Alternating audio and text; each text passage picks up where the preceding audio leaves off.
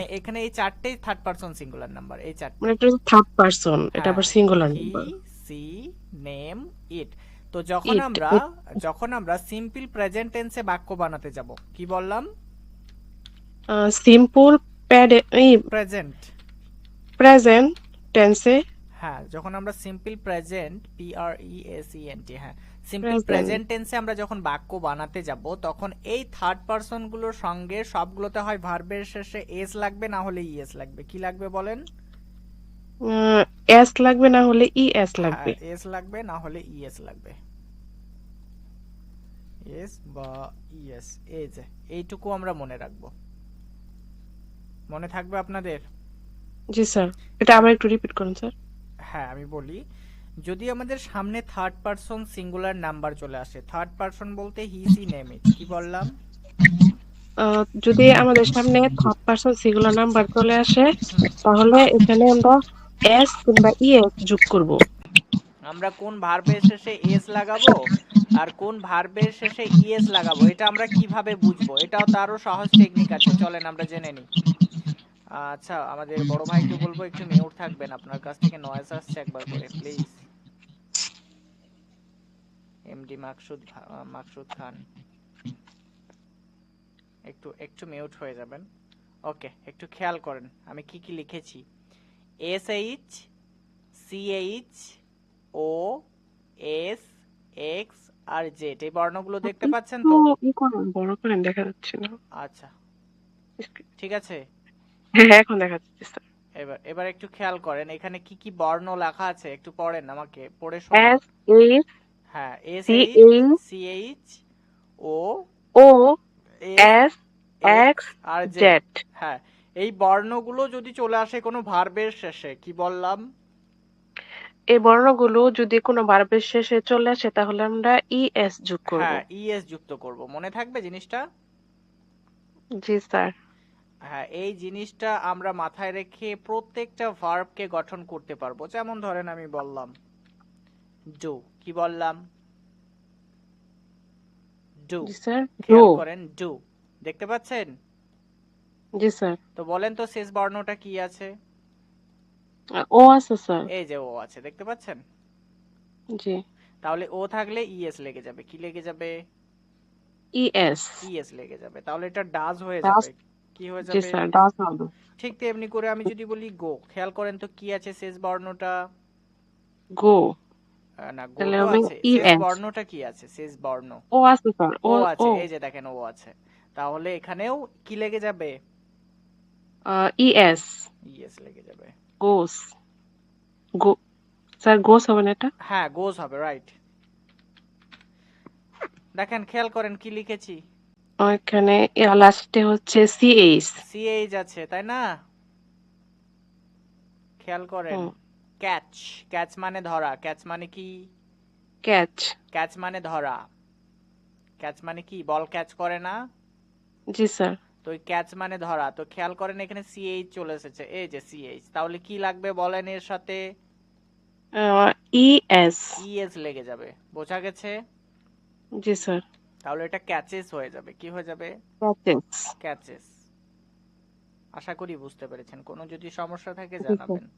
কোনো সমস্যা আছে? না স্যার। ওকে, এবার ধরেন কোনো মানে ভার্বের শেষে যদি এই বর্ণগুলো না খুঁজে পাই, তাহলে আমরা এস লাগাবো। কি লাগাবো? শুধু এস লাগাবো। শুধু এস লাগাবো। যেমন ধরেন আমি বললাম, দাঁড়ান একটু জায়গা করে নিই ওপরে। আমি বললাম ইট, দেখেন শেষ বর্ণটা কি আছে বলেন? টি স্যার। টি, এখানে কোথাও টি আছে? না স্যার, নাই, তার মানে শুধু কি এস হবে লাগবে? এখানে। এস লাগবে। তাহলে ইটস ইটস। হয়ে যাবে। বোঝা গেছে? জি স্যার। ঠিক তেমনি করে যদি বলি স্লিপ, খেয়াল করেন তো শেষ স্লিপ। বর্ণটা কি আছে? পি আছে স্যার। এখানে কোথাও পি আছে? না স্যার, তাহলে কি লাগবে? এটা হবে স্লিপ। এস। এস লাগবে। তাহলে স্লিপস হয়ে যাবে। কি হয়ে যাবে? স্লিপ। স্লিপস হয়ে স্লিপস। যাবে। কার সাথে লাগবে? শুধুমাত্র এই যে চারটে সাবজেক্ট শিখলাম না, হি, সি, নেম, ইট, জি। এই চারটে সাবজেক্টের সাথে, হি, সি, নেম, ইটের সাথে শুধুমাত্র, অন্য কোনো সাবজেক্টের সাথে নয়। ভালোভাবে এখানটা মনে রাখবেন। দেখেন কি লেখা আছে। ওয়ার্ক। Work, right. শেষ বর্ণটা কি আছে? কে স্যার? কে আছে, ওয়ার্ক তাহলে হবে। এস হয়ে যাবে, ওয়ার্ক। ওয়ার্কস হয়ে যাবে। তাহলে বুঝতে পেরেছেন এখন ওয়ার্ক। কোথায় এস লাগবে আর কোথায় ইএস লাগবে? জি স্যার। আর একটা জিনিস এবার বোঝার বিষয় আছে। কি লিখেছি? তো শেষ বর্ণটা কি আছে? ওয়াই। তাহলে ওয়াইটাকে কি এখন আর আই করতে পারবো? জি স্যার। না, আর আই করা যাবে না। কারণটা শুনে নেন কেন যাবে না। এই যে ওয়ার্ডটা লিখেছি দেখেন, ওয়াইটা কি? ওয়াইটা একটা সেমি ভাওয়েল। কি? Semi vowel. আর এই যে পিছনে আরটা আছে এটা একটা কনসোনেন্ট, জানেন তো? কনসোনেন্ট, কনসোনেন্ট হ্যাঁ জি বোঝেন? Sir, consonant. হ্যাঁ, জি স্যার। কনসোনেন্ট মানে হচ্ছে ব্যঞ্জন বর্ণ। কিন্তু দেখেন জি এই স্যার। যে ওয়াইটা এখানে দেখতে পাচ্ছেন, ওয়াই এর পূর্বে একটা ভাওয়েল আছে, স্বরবর্ণ আছে। জি কি স্যার, এ আছে? আছে স্যার। হ্যাঁ হ্যাঁ, এ আছে, স্যার। কিন্তু এখানে দেখেন আর আছে, মানে কনসোনেন্ট আছে। সেই জন্য এটাকে এই ওয়াই কে আই করেছিলাম, তারপরে ইএস লাগিয়েছিলাম। তো এখানে যখন আমরা দেখব যে ওয়াই এর পূর্বে একটা ভাওয়েল চলে এসেছে, যে কোনো একটা যদি ভাওয়েল থাকে, কি থাকে? যে কোনো একটা ভাওয়েল থাকে। ভাওয়েল থাকে, তাহলে আমরা এই যে এখানে আই করার দরকার নেই, ইএস লাগানোর দরকার নেই, সরাসরি এস লাগিয়ে দেবো। কি লাগিয়ে দেবো? ইয়েস। এস লাগিয়ে দেবো। মনে থাকবে? জি স্যার। তাহলে এটাই হচ্ছে নিয়ম। এই নিয়মটুকু যদি মনে রাখেন তাহলে আপনাদের বাক্য হ্যাঁ, তাহলে বানাতে। আইটাও থাকবে। আ আইটাও থাকবে স্যার। হ্যাঁ। আইটা, না না, আই না, থাকবে না এখানে। ওয়াই ওয়াইটা। শুধু, ওয়াই হ্যাঁ, ওয়াই ওয়াইটা ওয়াইটা। থাকবে, রাইট, ওয়াইটা থাকবে, শুধু এস লেগে যাবে। শুধু একটা এস লাগিয়ে দেবো অতিরিক্ত। কি লাগিয়ে প্লিজ। দেবো? একটা এক্সট্রা শুধু এস এস লাগিয়ে লাগিয়ে দেবো। দেবো। বুঝতে পারছেন? প্লিজ। G sir. ওকে, তো চলেন এবার আমরা কিছু বাক্য বানাতে শিখবো। পড়েন, দেখেন কয়টা লিখেছি। স্যার 5টা। আর একবার গোনেন, 5টা নেই, ও স্যার 4টা 4টা। 4টে আছে। তাহলে একটা জিনিস ভালো মতো বুঝে নেন, যদি কোনো বাংলা বাক্যে ক্রিয়ার শেষে, কি বললাম? যদি কোনো বাংলা বাংলা বাক্যে বাক্যে ক্রিয়ার ক্রিয়ার শেষে শেষে, ক্রিয়া বোঝেন তো? ক্রিয়া ভার্ব। ক্রিয়া মানে ভার্ব, ক্রিয়া মানে কাজ, ক্রিয়া মানেই ভার্ব, রাইট। তো যদি কোনো ভার্বের শেষে হ্রস্বই, বাংলাতে হ্রস্বই ও, এ, অন্তস্থ এই বর্ণগুলো থাকে, তাহলে সেটাকে আমরা চোখ বন্ধ করে বলে ফেলবো সেটা হচ্ছে সিম্পল প্রেজেন্ট টেন্স। কোন tense? Simple present tense. Simple present tense.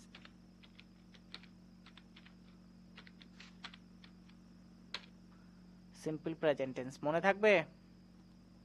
জি স্যার। তাহলে দেখেন, যদি কোনো বাংলা বাক্যে ক্রিয়ার শেষে হ্রস্বই ও, এ আর অন্তস্থ অ, এই 4টে খুঁজে পায়, তাহলে সেটা হবে সিম্পল প্রেজেন্ট টেন্স। কোন টেন্স হবে? Simple present tense. Simple present tense. আচ্ছা, আমাদের বড় ভাই বুঝতে পারছেন? ব্রাদার, আপনি এটাকে নিয়ে বাক্য বানাতে পারেন যে আমি পড়ি, আমরা পড়ি, তাই না? জি স্যার। আমি পড়ি বা আমরা পড়ি, এই দুইটার সাথেই লাগতে পারে। পড়িটা কয়জনের মানে কয়টা পার্সনের সাথে লাগতে পারে? দুইটা পার্সনের সাথে, মানে আমি আর আমরার সাথে লাগতে পারে। কার সাথে লাগতে পারে বলেন? আমি এবং আমরা। এই যে আমি আর আমরা, মানে আমি পড়ি আর আমরা পড়ি, দুই ভাবেই বলা যায়। অন্য কোনো সাথে, এটা অন্য কারোর সাথে লাগবে না। আর অন্য কারোর সাথে লাগিয়ে পড়েন, দেখেন আর হবে না। জি স্যার। তুমি পড়ি বলতে পারবো না, আপনি পড়ি বলতে পারবো না, সে পড়ি বলতে পারবো না, বেলাল পড়ি বলতে পারবো না। পারবো? না স্যার। শুধু না বলতে স্যার। পারবো আমি পড়ি আর আমরা পড়ি, অন্য কারোর সাথেই লাগবে না এটা। ওকে, ঠিক তেমনি করে একটু ভালোভাবে খেয়াল করবেন, যদি বলি পড়ো। তাহলে ও কার আছে, কি আছে? ওকার। ও কার, তার মানে এটাও আছে সিম্পল প্রেজেন্ট টেন্সে। কোন টেন্সে আছে? Simple simple present tense. Simple present টেন্সে। তো এই পরোটা শুধুমাত্র তুমি ক্রিয়ার সাথে লাগে। কার সাথে লাগে? মানে সেকেন্ড তুমি তুমি পারসন কে? ইউ, তুমি, তোমরা, আপনি, আপনারা, এগুলোর সাথে লাগে। তো আপনারা সাথে হলে পরে মানে সম্মানীয় ব্যক্তির সাথে পড়েন হয়ে যায়। তো তুমি পড়ো, তোমরা পড়ো, আর আপনি পড়েন, আপনারা পড়েন, তাই না? জি স্যার। তো তুমির সাথেই সাধারণত এটাকে আমরা ব্যবহার করি, তুমি পড়ো বা তোমরা পড়ো, তুমি জাতীয় শব্দের সঙ্গে। ওকে, তুমি পড়ো, আমি লিখে দিচ্ছি, তাও তুমি পড়ো। ওকে, এবার একটু খেয়াল করেন এখানে কি আছে? পরে। পড়ে, তার মানে এ যুক্ত আছে। দেখেন কি যুক্ত আছে এই বাক্যে? এ যুক্ত এ যুক্ত আছে, তার মানে এটাও সিম্পল প্রেজেন্ট টেন্স। কোন টেন্সে আছে? Simple simple present tense. Simple present টেন্সে। তাহলে ক্রিয়াটা চিনতে পারছেন কোন টেন্সে আছে সবগুলো? জি স্যার। সিম্পল জি, প্রেজেন্টে আছে। আমি লিখে দিচ্ছি, এটা শুধুমাত্র থার্ড পারসন সিঙ্গুলারের সাথে আর থার্ড পারসন প্লুরালের সাথে বসতে পারে। মনে থাকবে এই জি, পরে স্যার। পারসন ক্রিয়াটা। Singular, third person plural. হ্যাঁ, মানে এই একার দিয়ে যে ক্রিয়াগুলো যুক্ত করি, মানে শব্দের শেষে যেগুলোতে একার যুক্ত করি, সেগুলো শুধুমাত্র থার্ড পারসন সিঙ্গুলার আর থার্ড পারসন প্লুরালের সাথে বসবে। মনে থাকবে? জি স্যার। ওকে, এবার যদি বলি, আচ্ছা অন্তস্থ, অন্তস্থটা কখন ব্যবহার হয় একটু পরে বলবো, এটা অন্য উদাহরণের সাথে যায়। যেমন যদি বলি সে যায়, দেখেন যায় বানান দুই ভাবে লিখি, দেখেন একটু খেয়াল করবেন। হ্যাঁ, জয়াকার জি, স্যার। রস্বই যায় আর একটা জয়াকার অন্তস্থ অ, তাই না?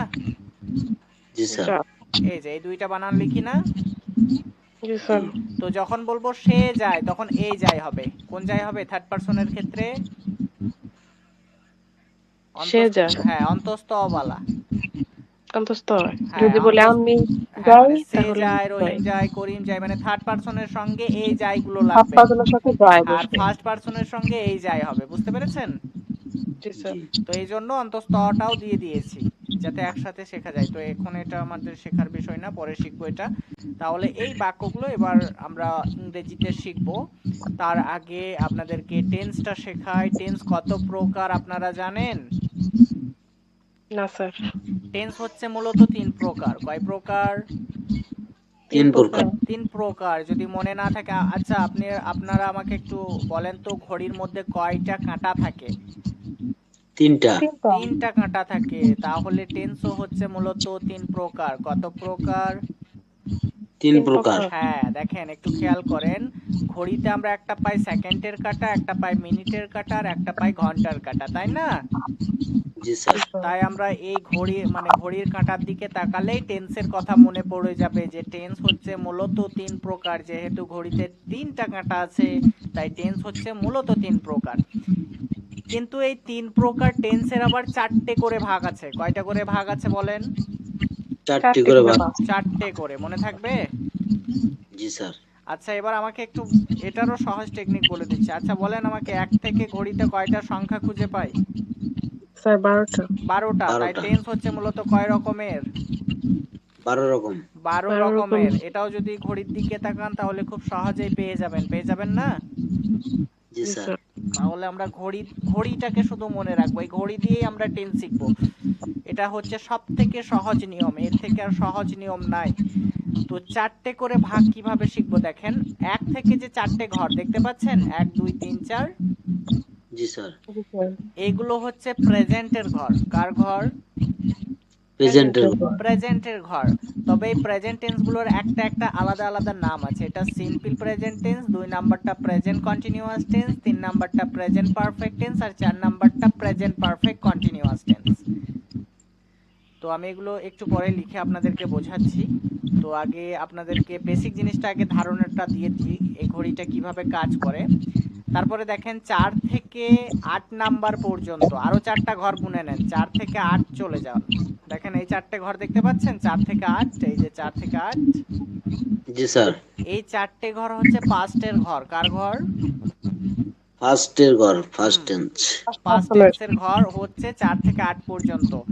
আর 9 থেকে 12 পর্যন্ত এই 4টে ঘর হচ্ছে ফিউচারের ঘর। কার ঘর?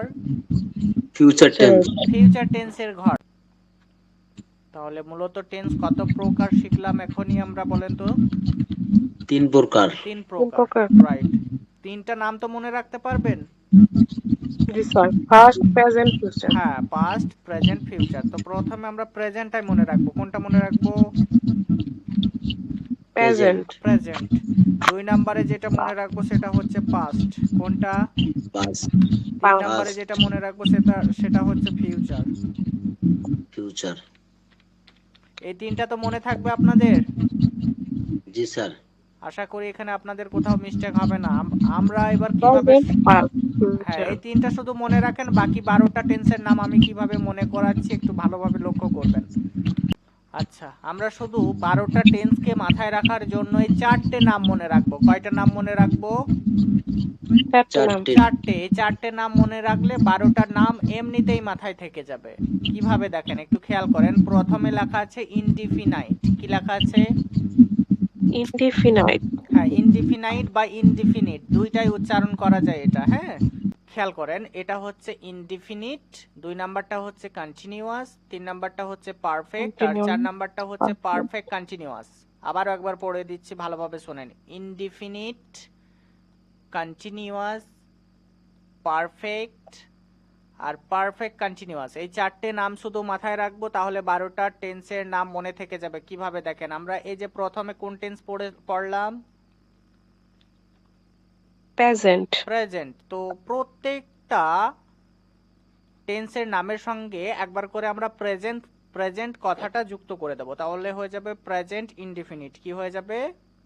Present indefinite. Present indefinite. ঠিক তেমনি করে আমরা আবারও প্রেজেন্ট কন্টিনিউয়াস। হ্যাঁ, প্রেজেন্টটাকে আবার ওই কন্টিনিউয়াসের কাছে লাগিয়ে দেব, তাহলে হয়ে যাবে প্রেজেন্ট কন্টিনিউয়াস। পারফেক্টের প্রথমে লাগিয়ে দিলে হয়ে যাবে present perfect. Present perfect, present perfect continuous. Continuous. এই যে 4টে নাম খুব সহজে মুখস্থ হয়ে গেল।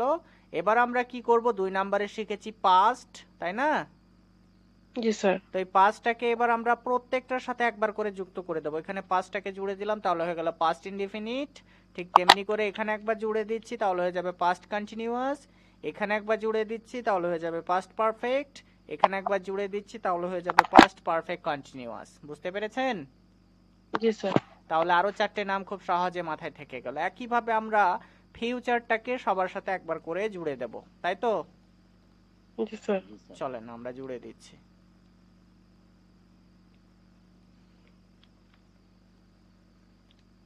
তাহলে হয়ে যাবে future indefinite, future continuous, future perfect আর ফিউচার পারফেক্ট কন্টিনিউয়াস। বোঝা গেছে? জি স্যার। তাহলে দেখেন 12টা নাম মুখস্থ হয়ে গেল। 4টে 4টে 4টে 12টা। বুঝতে পেরেছেন? জি স্যার। কোনো সমস্যা আছে? না স্যার। ওকে। এবার দেখেন 1 নম্বরে দেখেন 4টে বর্ণ লাগানো আছে, হ্রস্ব ই, ও, এ আর অন্তস্থ অ। দেখতে পাচ্ছেন? জি স্যার। যদি কোনো বাংলা বাক্যে ক্রিয়ার শেষে এই বর্ণগুলো খুঁজে পান, তাহলে সেটাকেই আমরা বলবো সিম্পল প্রেজেন্ট টেন্স। কোন টেন্স? Simple present tense. হ্যাঁ। আর 2 নম্বরে দেখেন ছা, ছি, ছ। যদি কোনো বাংলা বাক্যে ক্রিয়ার শেষে চলে আসে, তাহলে সেটা হয়ে যাবে প্রেজেন্ট কন্টিনিউয়াস টেন্স। কোন টেন্স হবে? Present continuous. Present continuous tense.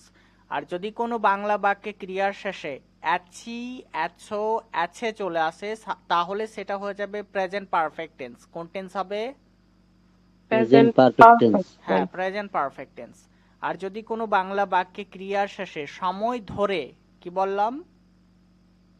সময় ধরে প্লাস ছা, ছি, ছ চলে আসে, তাহলে সেটা হয়ে যাবে প্রেজেন্ট পারফেক্ট কন্টিনিউয়াস টেন্স। উদাহরণ দিয়ে বোঝাবো। আমরা ডে বাই ডে যেহেতু শিখছি, সব একটা একটা করে শিখবো। আগে এটা এগুলোর সাথে একটু পরিচয় করিয়ে দিচ্ছি আপনাদেরকে। বুঝতে পারছেন? জি স্যার। ওকে।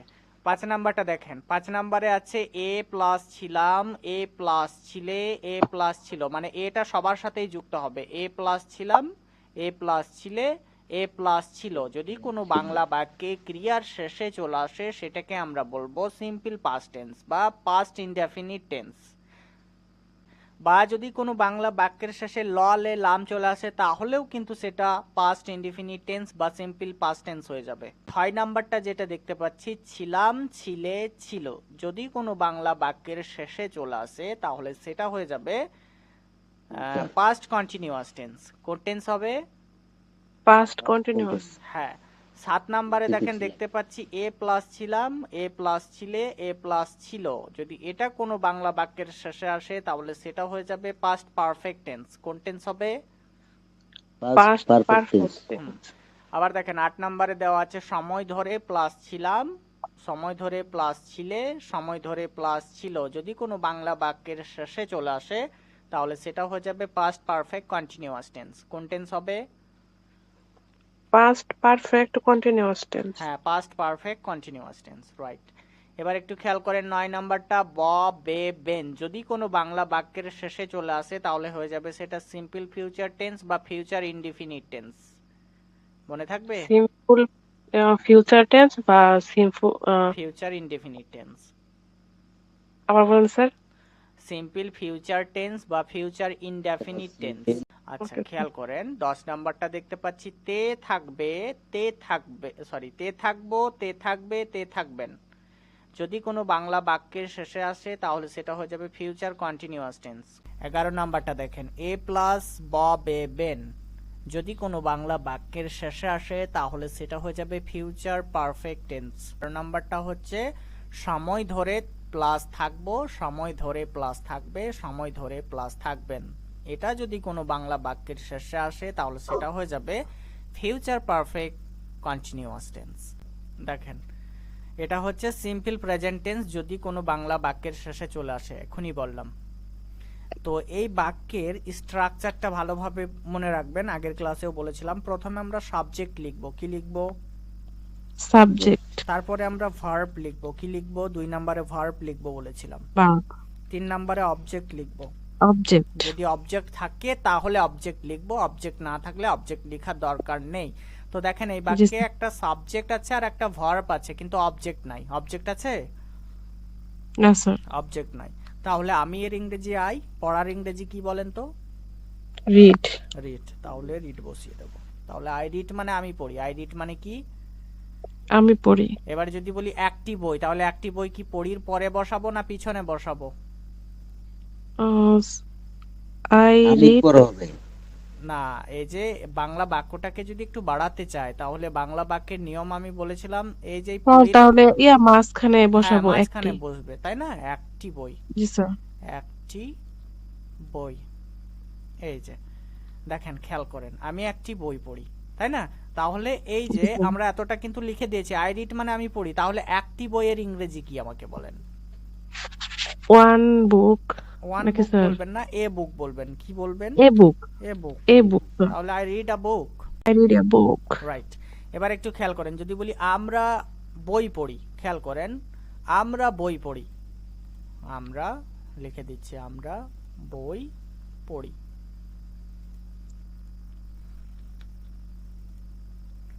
তাহলে আমরা এর ইংরেজি বলেন উইল ওই ওই রাইট আর পড়া এর ইংরেজি কি রিড রিড আর রিড এ বই এর বুক ইংরেজি কি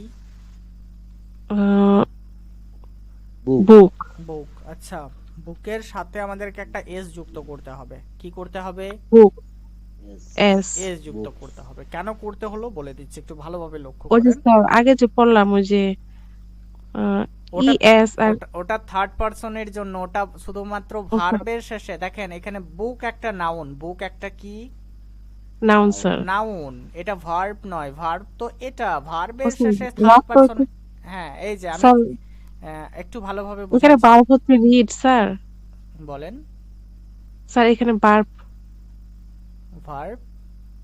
ভার্ব হচ্ছে কি রিড হ্যাঁ ভার্ব হচ্ছে রিড রাইট ভার্ব রিড একটু খেয়াল করেন সে পড়ের ইংরেজিটা বলেন তারপরে এটা বোঝাচ্ছি হ্যাঁ সে পড়ের ইংরেজি সে এর ইংরেজি কি বলেন হি পারে। রিড বুক হি সি হি বা সি রাইট He অথবা she read। করতে পারেন এবার রিড হবে না রিডের সাথে কি হবে বলেন ই স্যার ই হবে এস হবে এস হবে শুধু কি হবে এস হবে স্যার এস হবে তাহলে দেখেন এখানে এস যুক্ত করেছে এখানে রিডের সাথে এস যুক্ত করেছি কিন্তু এখানে দেখেন রিডের সাথে এস নাই এস আছে না স্যার কারণ এই যে উই হচ্ছে বহুবচন প্লুরাল নাম্বার সেই জন্য ভার্বের শেষে এস বা ইএস লাগানোর দরকার নাই কিন্তু এখানে দেখেন এটা থার্ড পারসন বলে ভার্বের শেষে এস দিয়েছি তাই না জি স্যার এবার একটু বোঝার বিষয় এইখানে দেখেন নাউনের শেষে আবার একটা এস লাগিয়ে দিয়েছি নাউনের শেষে এস কখন লাগাবেন দেখেন আমরা এখানে একজন বোঝাচ্ছে নাকি একের অধিক জনকে বোঝাচ্ছে একের অধিক একের অধিক জনকে বোঝাচ্ছে রাইট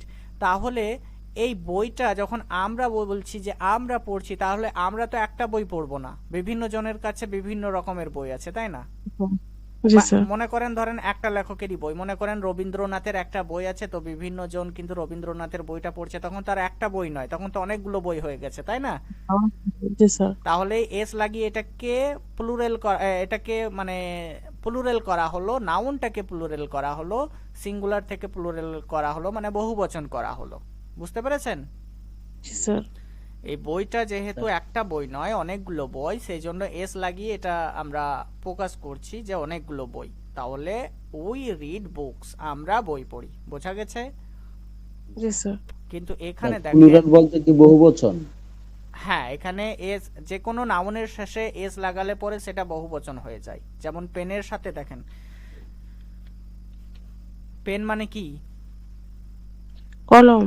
তো পেনের সাথে যদি একটা এস লাগিয়ে দিয়ে দিই তাহলে হয়ে যাবে পেন্স। কি হয়ে যাবে? পেন। তাহলে এটার অর্থ কলমগুলো। কি হবে? পেন্স মানে কলমগুলি। কি হবে? কলমগুলো। কলমগুলো, মানে একটা কলম নয়, তখন অনেকগুলো কলম হয়ে গেল। আর যদি শুধু পেন বলি তাহলে একটা কলমকে বোঝাচ্ছে। কয়টা কলমকে বোঝাচ্ছে? একটা কলম। একটা কলমকে। যখন এস লাগিয়ে দেবো তখন সেটা কিন্তু আর একটা কলম নয়, অনেকগুলো কলম। রহিমা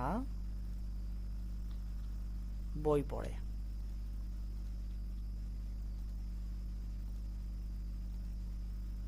তাহলে কি করে বলবেন? রহিমা রিড বুক। রহিমা রিড হবে? রিডস রিডস বুক নাকি স্যার? রিডস, রিডস তারপরে কি হবে? শুধু বুক দিলে দেখেন রহিমা রিডস, একটু মিস্টেক আছে। রহিমা তো একজন, রহিমা কি দুইজন না একজন? না স্যার, একজন। একজন। তাহলে একজনে একসাথে কয়টা বই পড়তে পারে? একটা ইজ। একটা বই পড়তে রহিমা পারেন। তাহলে এই বুকের রিড পিছনে এ একটা বুক। এ বুক লাগাতে হবে। বুঝতে পেরেছেন? জি স্যার। হ্যাঁ, এখানে এই রহিমা জন্য এ বুক রিড লাগিয়ে এ দিলাম। বুক। তাহলে রহিমা রিডস আ বুক, রহিমা বই পড়ে, মানে রিড আ একটি বুক। শব্দ, এখানে একটি শব্দটা লাগানোর দরকার হয় না। রহিমা বই পড়ে বললেই বোঝা যায় রহিমা একসাথে দুইটা বই পড়তে পারে না, মানে একটি বই পড়ে। তার মানে কি? রহিমা একটি বই পড়ে। রহিমা রহিমা কি? একটি বই পড়ে। রিডস এ বুক। হ্যাঁ, রহিমা রিডস এ বুক। তো দেখেন এখানে একটি শব্দটা কিন্তু নেই, আছে? জি না স্যার। কিন্তু আমাদের কমন সেন্স বলে দিচ্ছে এখানে একটি বই পড়ে, পড়ে না? জি। হ্যাঁ, সেই জন্য এ লাগিয়েছি। আশা করি বুঝতে পেরেছেন। কোনো সমস্যা থাকলে জানাবেন।